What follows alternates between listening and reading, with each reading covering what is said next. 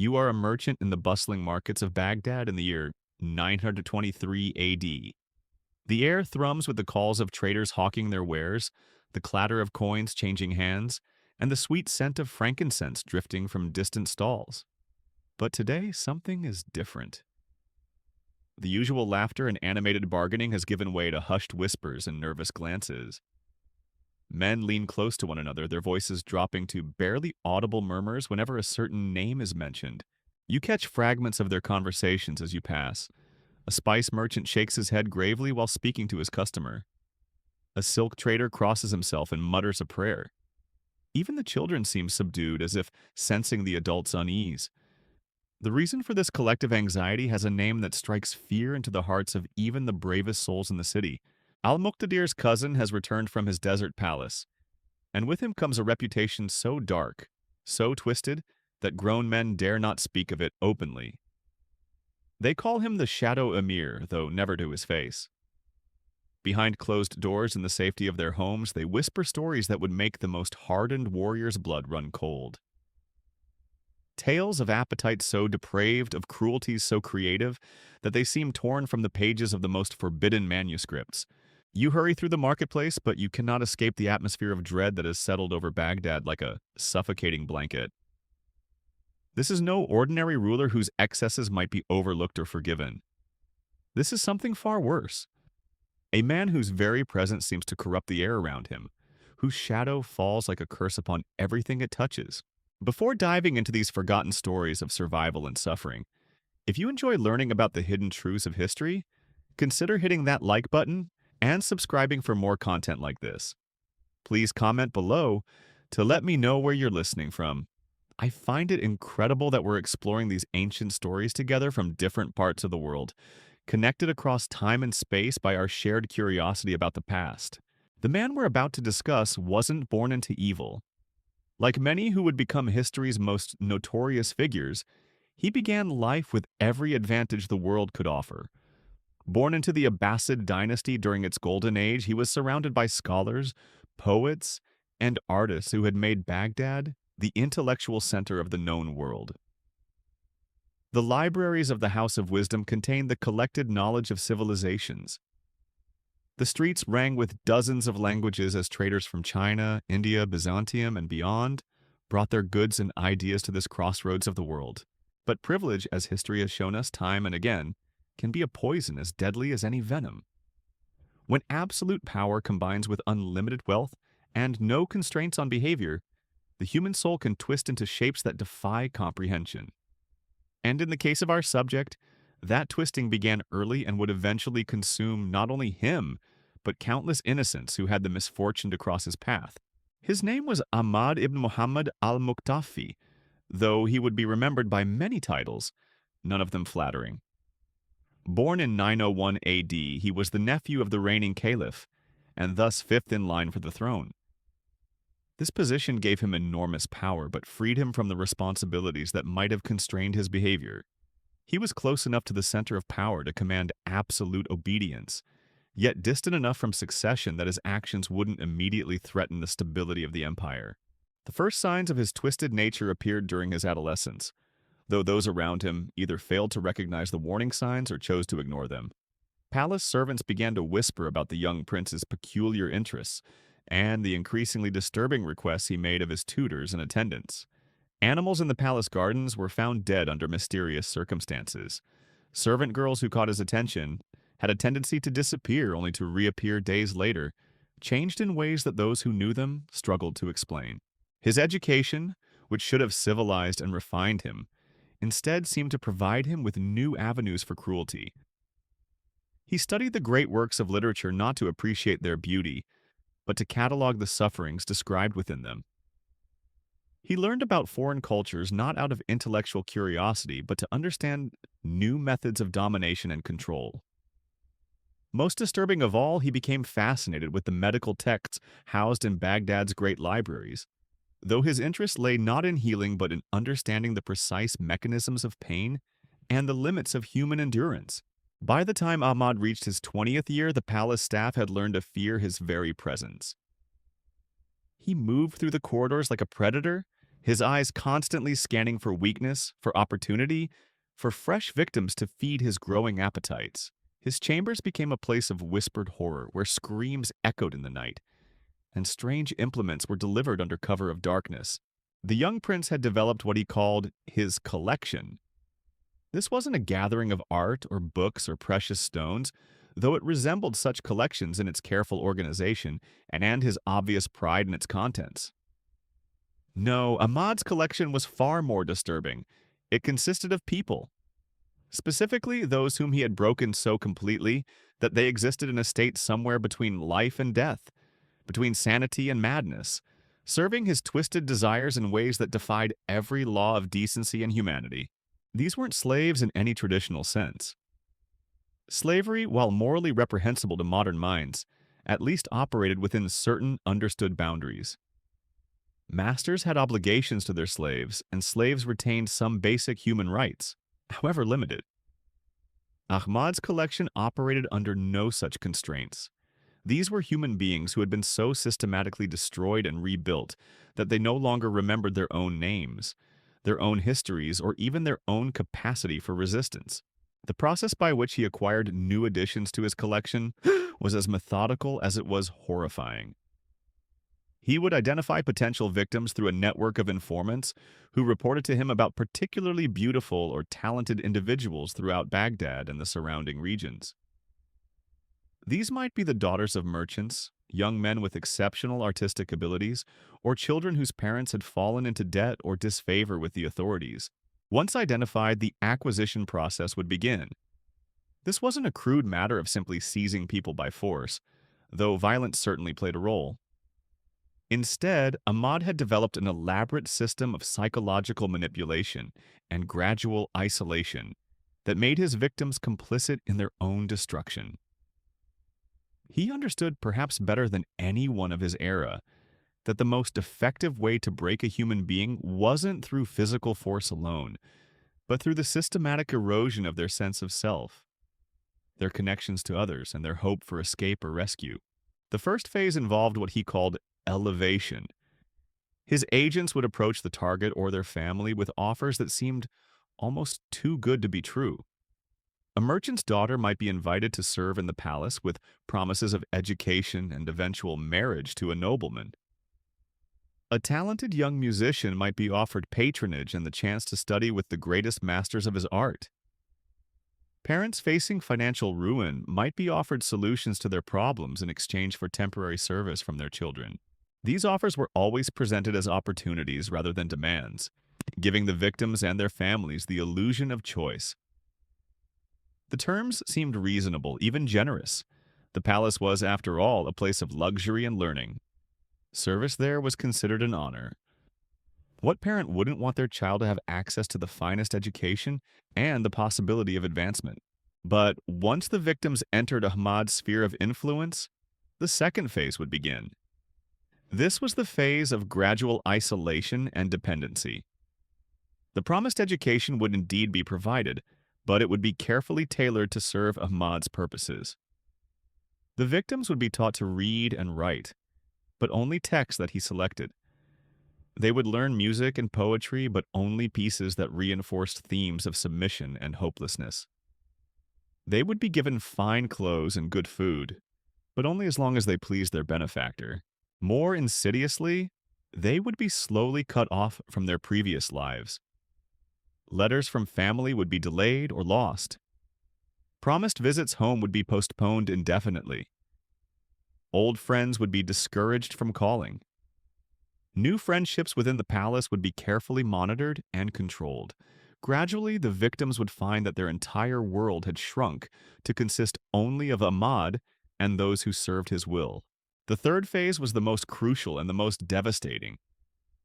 This was when Ahmad would begin to reveal his true nature, but in such gradual increments that his victims would adapt to each new horror before the next one was introduced.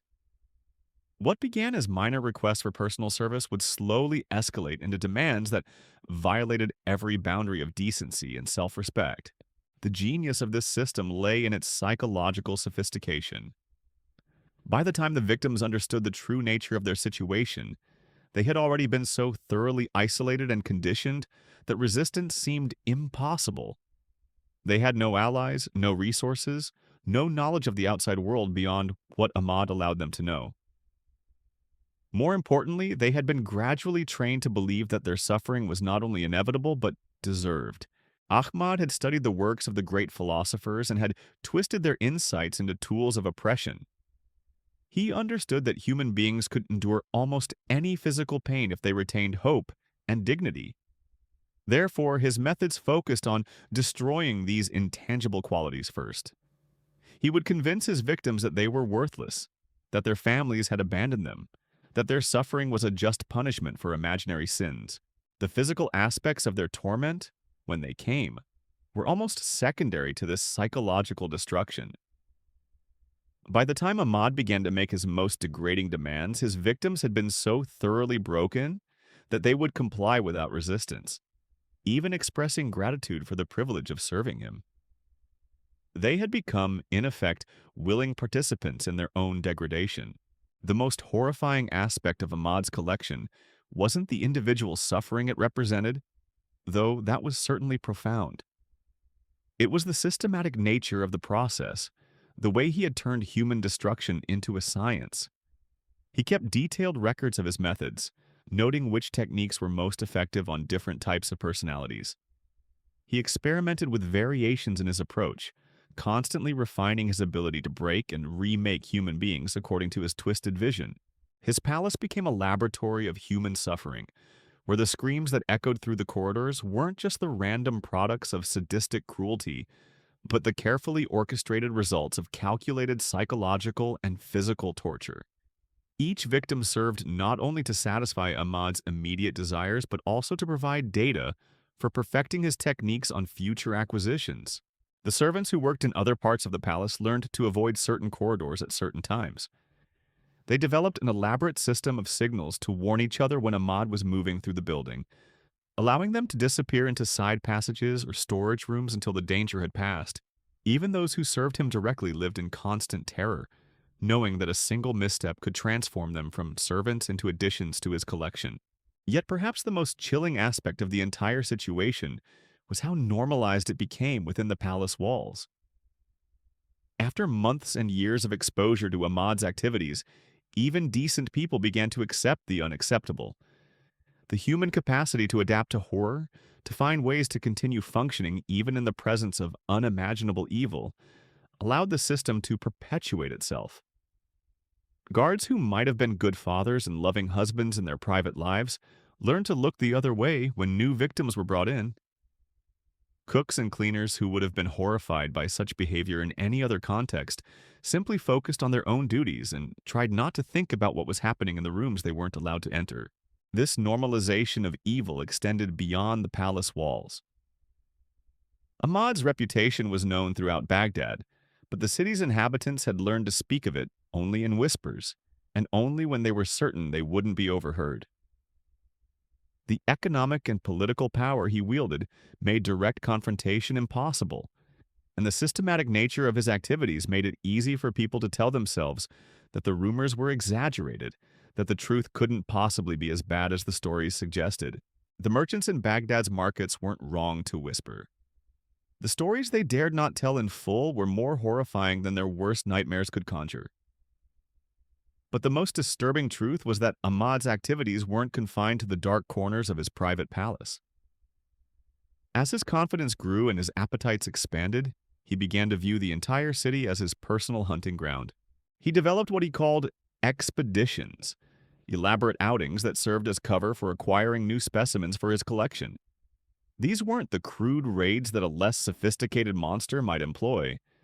Instead, they were carefully orchestrated events that gave him plausible reasons to travel throughout the city and surrounding regions while searching for victims who caught his attention.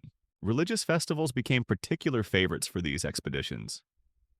Ahmad would present himself as a devout patron of the arts, commissioning elaborate celebrations that required the participation of singers, dancers, and musicians from across the region.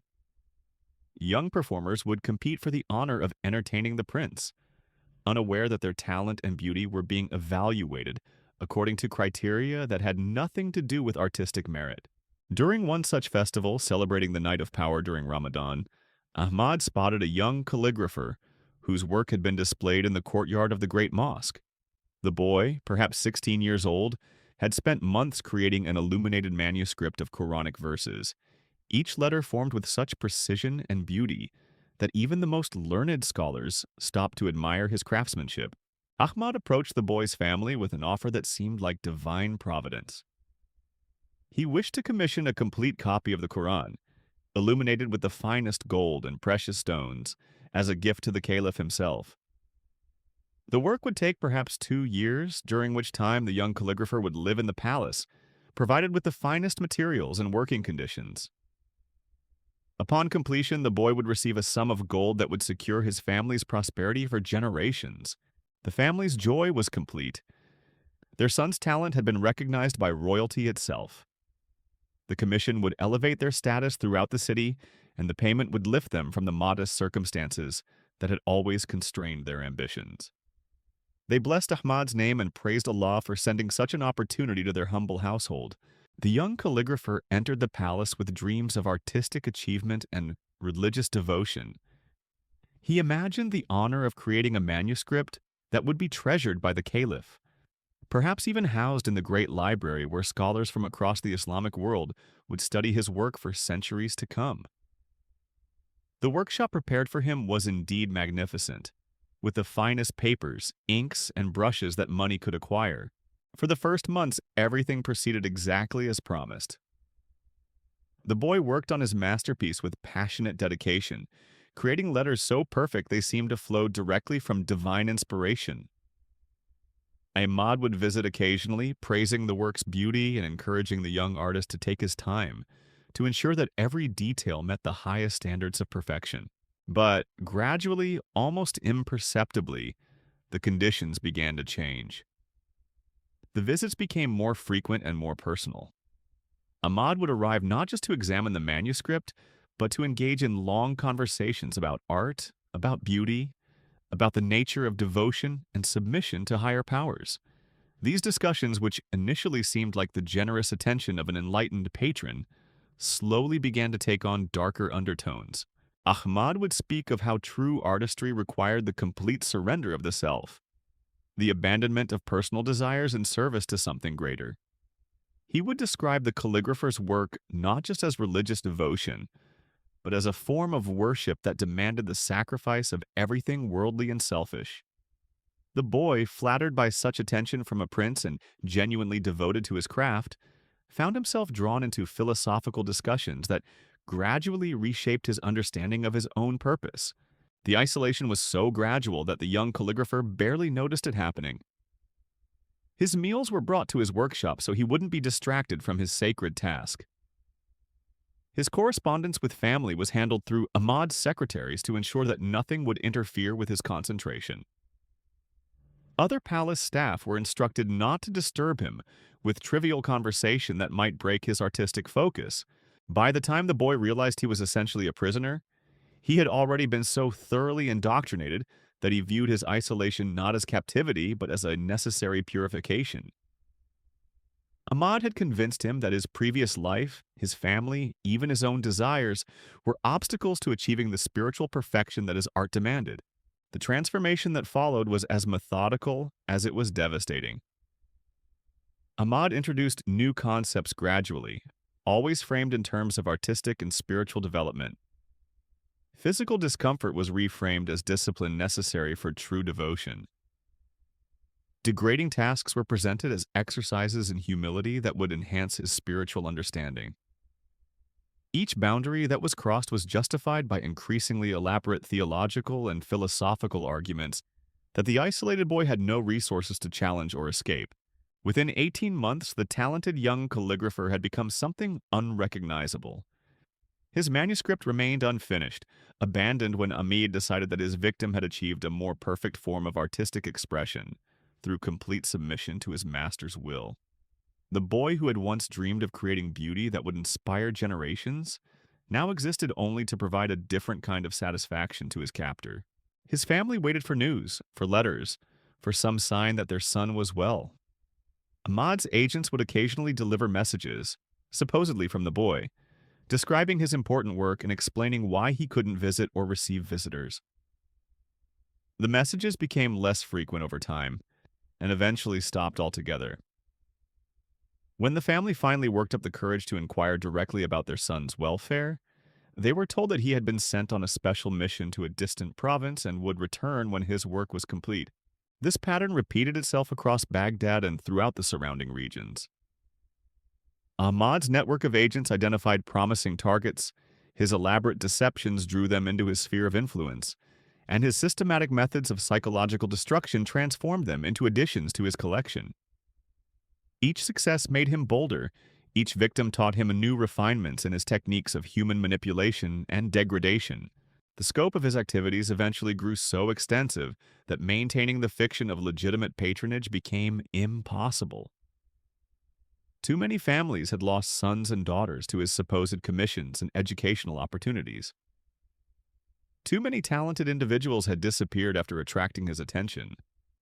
The whispers in the marketplace weren't just gossip anymore. They were warnings passed between parents who had learned to fear their children's exceptional abilities. But Ahmad had anticipated this problem and had prepared a solution that demonstrated the full extent of his cunning and cruelty. If he could no longer rely on deception to acquire new victims, he would simply change the rules of the game. Using his political connections and enormous wealth, he began to engineer situations that would deliver victims to him through officially sanctioned channels. He started by purchasing the debts of struggling families, then offering to forgive those debts in exchange for service contracts from their children. These contracts appeared to be standard apprenticeship agreements, legally binding documents that transferred guardianship of the children to Ahmad for specified periods. Parents who couldn't read the complex legal language were told that the contracts would provide their children with valuable training and eventual placement in prestigious positions. The contracts, however, contained clauses that effectively made the children Ahmad's property for the duration of their terms.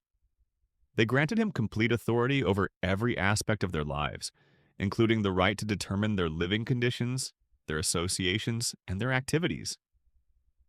Most insidiously, the contracts included provisions that allowed Ahmad to extend their terms indefinitely if he determined that the children hadn't yet achieved the level of training necessary for their eventual placement. Once these legal mechanisms were in place, Ahmad no longer needed to rely on elaborate deceptions or gradual psychological manipulation. He could simply claim his contractual rights over his victims and proceed directly to their systematic destruction. The law itself became his accomplice, providing a framework that legitimized his activities and prevented interference from outside authorities. The transformation of Baghdad's legal system to serve Ahmad's desires represented perhaps the most chilling aspect of his entire reign of terror. This wasn't just individual evil operating in the shadows. This was systematic corruption that turned society's protective institutions into instruments of oppression. Courts that should have protected the innocent instead enforced contracts that delivered them to their destroyer. Guards who should have maintained public safety instead ensured that Ahmad's activities proceeded without interference. The normalization of this legal framework had consequences that extended far beyond Ahmad's immediate victims. It created a climate of fear that poisoned social relationships throughout the city. Parents began to view their children's talents and beauty as curses rather than blessings, knowing that exceptional qualities attracted dangerous attention. Teachers and artisans stopped taking apprentices, afraid that their students might catch Ahmad's eye. Even marriages were arranged with consideration for whether the union might produce children who would be vulnerable to his predations. The psychological impact on Baghdad's population was profound and lasting. A city that had once celebrated human achievement and artistic excellence now lived in constant fear of standing out, of being noticed, of demonstrating the very qualities that had made Islamic civilization great. The culture of learning and creativity that had flourished for centuries began to wither as people learned that excellence was a form of self-destruction. Ahmad's influence spread beyond the immediate circle of his victims to encompass an entire generation of Baghdad's children, who grew up understanding that their safety depended on mediocrity, that survival required them to hide their lights under bushels, that the very qualities their religion and culture celebrated were actually marks of death. But Ahmad's corruption reached its most horrifying depths in the creation of what he called his Garden of Earthly Delights, a grotesque parody of the paradise promised to the faithful. Hidden deep within his palace complex behind walls so thick that no sound could escape, he constructed a series of chambers designed to fulfill his most twisted fantasies while simultaneously breaking the spirits of those forced to inhabit them. The garden wasn't a place of natural beauty, though Ahmad spared no expense in its construction. Master craftsmen from across the Islamic world were commissioned to create an environment that would appeal to every sense, but in ways that served his dark purposes. The walls were covered with intricate mosaics depicting scenes that seemed beautiful from a distance but revealed disturbing details upon closer inspection. What appeared to be dancing figures were actually images of submission and degradation. Geometric patterns that looked like traditional Islamic art contained hidden symbols of domination and control. The chambers were arranged in a carefully planned sequence, each one designed to serve a specific function in Ahmad's systematic approach to human destruction. New arrivals would be placed in the most luxurious rooms, surrounded by silk cushions, fine carpets, and golden ornaments. They would be served the most delicious foods, entertained by skilled musicians, and treated with apparent kindness and respect. This phase could last for weeks or months, depending on Ahmad's assessment of how long it would take to fully condition each victim.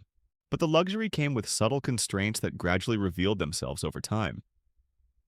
The doors, while not obviously locked, somehow never opened when the inhabitants tried to leave. The windows offered beautiful views of gardens that were always just out of reach. The servants who attended to their needs were friendly and helpful, but they spoke only when spoken to and never provided information about the outside world or the fate of previous occupants. As the victims grew accustomed to their beautiful prison, Ahmad would begin to introduce new elements designed to test their boundaries and measure their resistance. Special meals would be served that required eating in degrading positions. Entertainment would be provided that gradually became more explicit and disturbing. Clothing would be offered that was beautiful but increasingly revealing and inappropriate. Each test was carefully calibrated to push the victims slightly beyond their previous comfort zone, while still remaining within the realm of what they could rationalize or accept. Ahmad understood that sudden, dramatic changes would provoke resistance, but gradual escalation would allow people to adapt to conditions they would have found unthinkable under different circumstances. The psychological manipulation was supported by sophisticated physical controls that Ahmad had developed through years of experimentation. The food served to his victims contained carefully measured doses of substances that affected their mood and judgment without being obviously detectable. The air in certain chambers was perfumed with compounds that induced feelings of lethargy and compliance. Even the lighting was designed to create psychological effects with subtle variations in color and intensity that could influence the inhabitants' emotional states. Ahmad had essentially turned human psychology into a science, conducting experiments on his victims to determine the most effective methods of control and manipulation. He kept detailed records of his techniques, noting which approaches worked best on different personality types and refining his methods based on the results. His chambers became a laboratory where the boundaries of human endurance and adaptation were systematically explored and exploited. The most disturbing aspect of the garden was how it revealed the depths to which human beings could sink when gradually introduced to evil. Victims who had entered as decent, moral people found themselves participating in activities they would have found abhorrent just months earlier. The process was so gradual and so psychologically sophisticated that they often didn't realize how far they had fallen until it was too late to remember who they used to be. Some of Ahmad's victims eventually became his most enthusiastic collaborators, helping to identify and recruit new additions to the collection.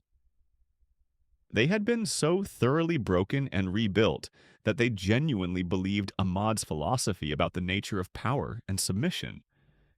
They saw their own degradation not as tragedy but as enlightenment, and they were eager to share this twisted wisdom with others. The garden also served as Ahmad's private theater, where he would stage elaborate performances for his own entertainment and that of carefully selected guests. These weren't simple displays of cruelty, but sophisticated productions that combined elements of traditional Islamic art with Ahmad's own perverted imagination. Music, Poetry, dance, and visual arts were all corrupted and transformed into vehicles for celebrating human degradation. The performances were attended by other members of Baghdad's elite who had been carefully cultivated by Ahmad over the years. These weren't necessarily evil people, but they had been gradually introduced to Ahmad's world through a process similar to that used on his primary victims. They attended these events because refusal would have meant social and economic destruction, and they participated because the alternative was to become performers themselves.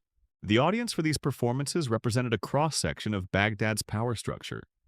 Merchants whose businesses depended on Ahmad's patronage, military officers whose careers required his support, religious figures whose positions were secured through his influence, and courtiers whose very lives depended on maintaining his favor.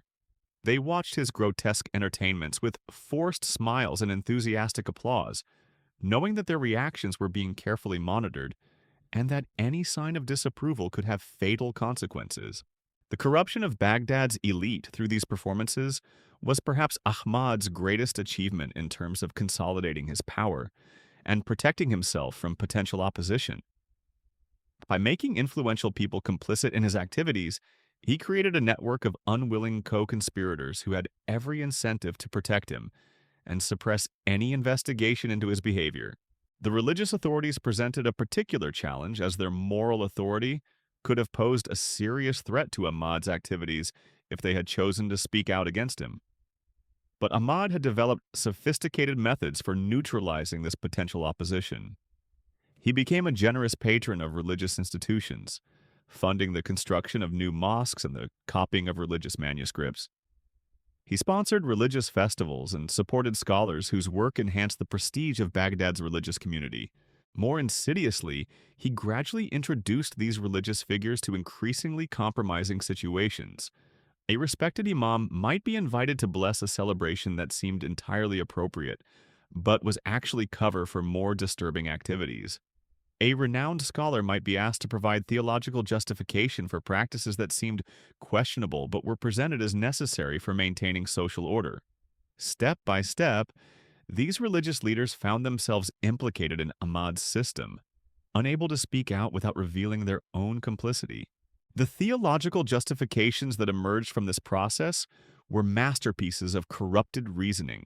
Ahmad's scholars developed elaborate arguments that reframed his activities as expressions of divine will, necessary for maintaining the natural order that placed some people above others. They cited obscure passages from religious texts and twisted their meanings to support conclusions that would have horrified the original authors. These theological frameworks weren't just intellectual exercises. They became the foundation for a systematic reinterpretation of Islamic law that legitimized Ahmad's behavior and protected him from a religious opposition. Courts that should have condemned his activities instead found legal precedents that supported them.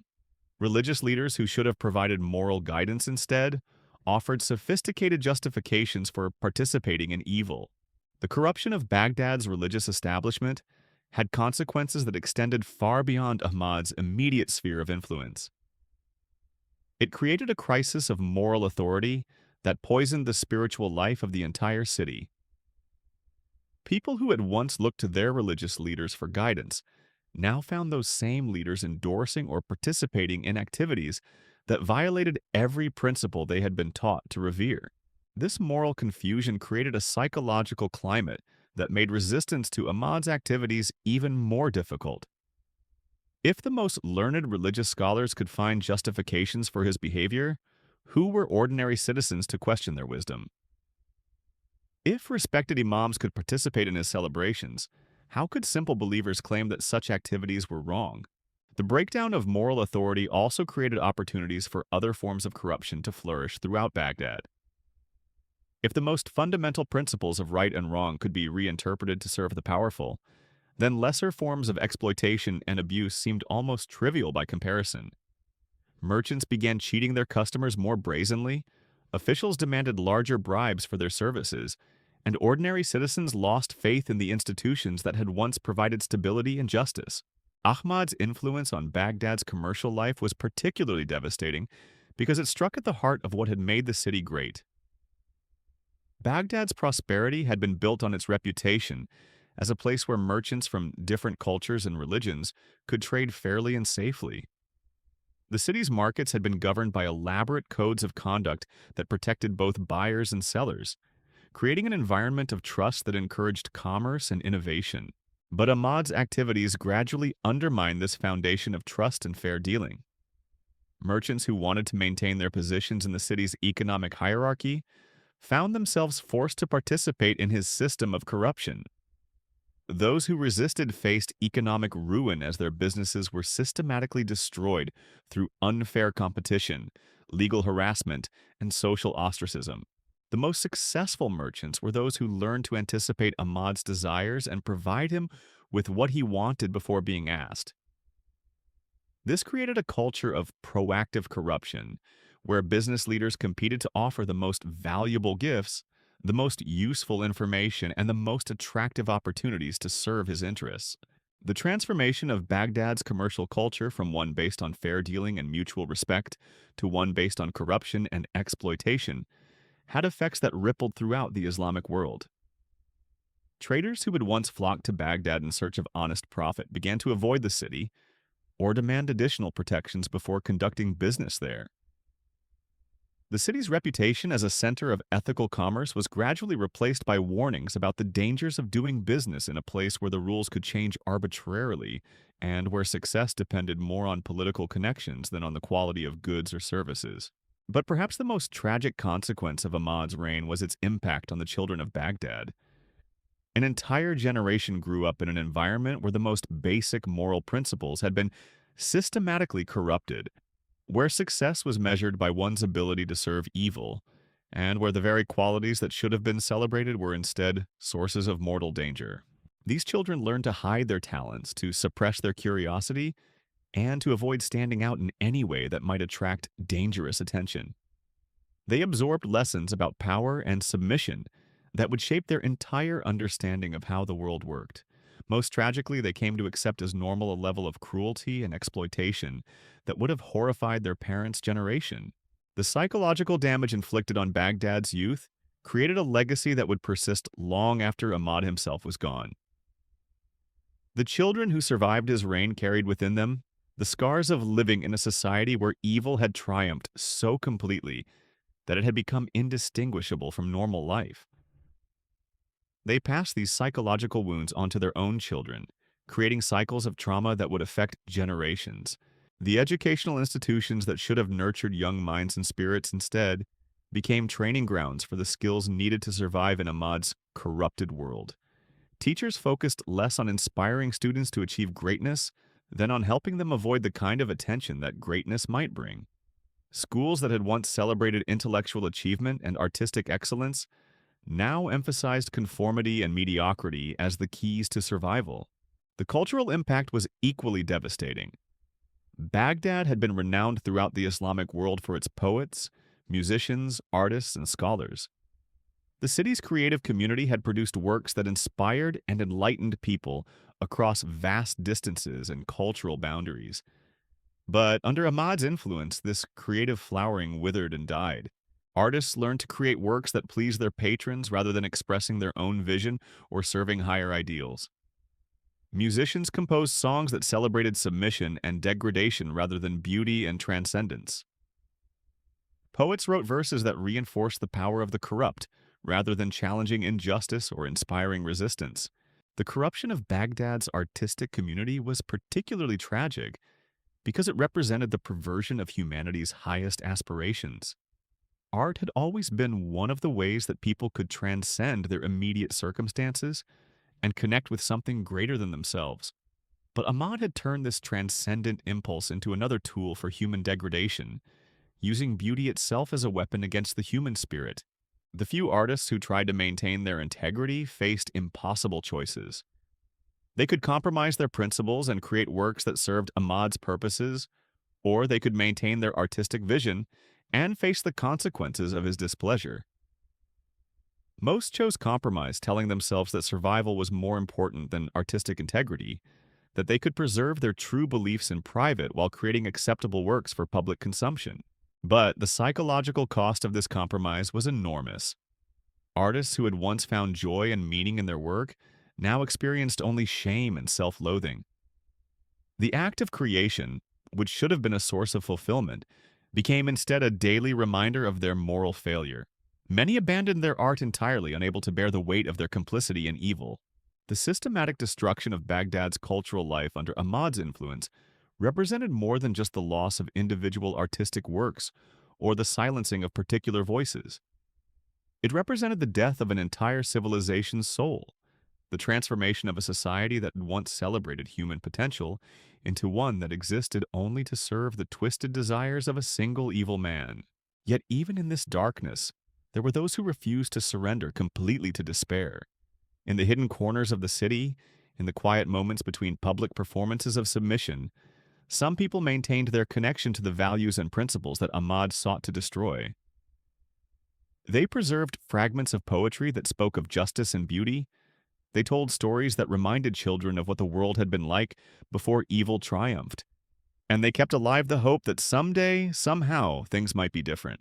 These acts of resistance were necessarily small and secret, but they represented the indestructible core of human dignity that even the most sophisticated systems of oppression could not completely eliminate. The people who engaged in this quiet resistance knew that they might never live to see their efforts bear fruit, but they continued their work because they understood that the alternative was the complete victory of evil over good. Their resistance would prove to be more significant than they could have imagined, for the seeds they planted in secret would eventually grow into the forces that would bring about Ahmad's downfall. But that moment was still years away, and in the meantime, the Shadow Emir's reign of terror continued to cast its dark shadow over one of the world's greatest cities. The whispers in Baghdad's markets spoke of divine justice finally stirring, of shadows gathering around the Shadow Emir that even his corrupted power could not dispel. For Ahmad had made a fatal error that would prove to be his undoing. In his arrogance, he had forgotten that even in the darkest times there are limits to what human beings will endure before they choose death over submission. The catalyst came from an unexpected source. Among his collection was a young woman named Zara, the daughter of a renowned physician who had been lured into Ahmad's web through promises of advanced medical training. She had survived 3 years of systematic destruction, her brilliant mind bent to serve his twisted purposes, her healing hands forced to inflict the very suffering she had once dreamed of alleviating.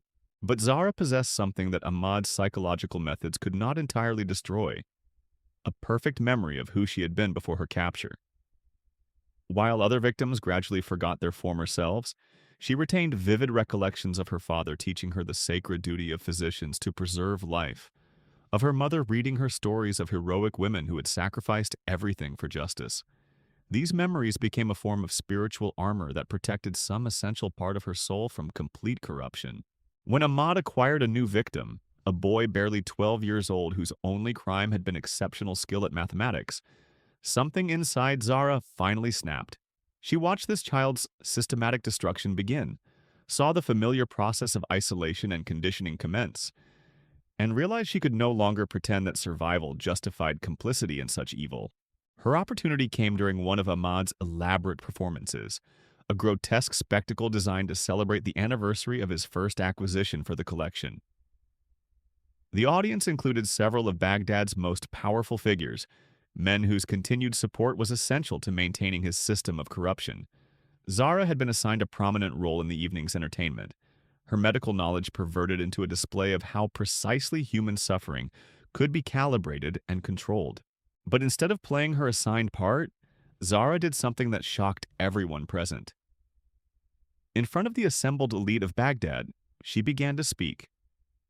Not the rehearsed words Ahmad expected, but the truth about what happened within the palace walls. She described in clinical detail the systematic methods used to break human beings, the careful psychological manipulation that turned victims into collaborators, the elaborate legal frameworks that legitimized unspeakable cruelty. Her words fell like hammer blows in the stunned silence of the chamber. She named specific victims, described their fates, and explained exactly how each member of the audience had become complicit in Ahmad's system. Most devastatingly, she revealed the theological justifications that had been created to provide religious cover for these activities, exposing the corrupted scholars who had twisted sacred texts to serve evil purposes. The immediate consequences were swift and brutal. Ahmad's guards moved to silence her, but the damage had already been done. The carefully maintained fiction that had allowed Baghdad's elite to participate in his system, while maintaining their self-respect, had been shattered. The comfortable lies they had told themselves about the necessity of compromise were exposed as the cowardly rationalizations they had always been. Zara's sacrifice, for she surely knew it meant her death, accomplished something that years of whispered resistance had not. It forced the powerful men who had enabled Ahmad's reign to confront the full reality of what they had supported. Some, perhaps most, would have continued their complicity even after this revelation. But a few found that they could not live with the knowledge of what they had become. The first crack in Ahmad's system came from an unexpected source.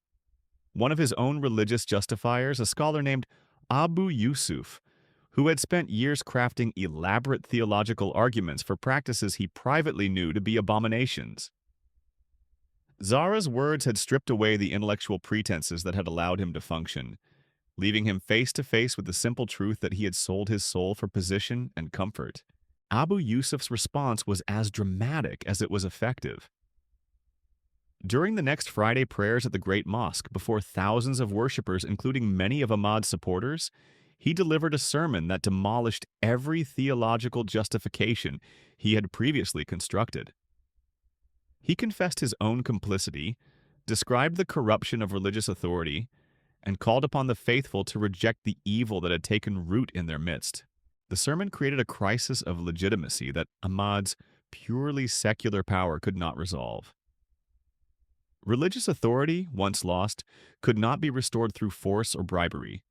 The scholar's public confession and repentance resonated throughout the Islamic world, carried by pilgrims and merchants to distant cities where Ahmad's reputation had previously been protected by carefully crafted lies.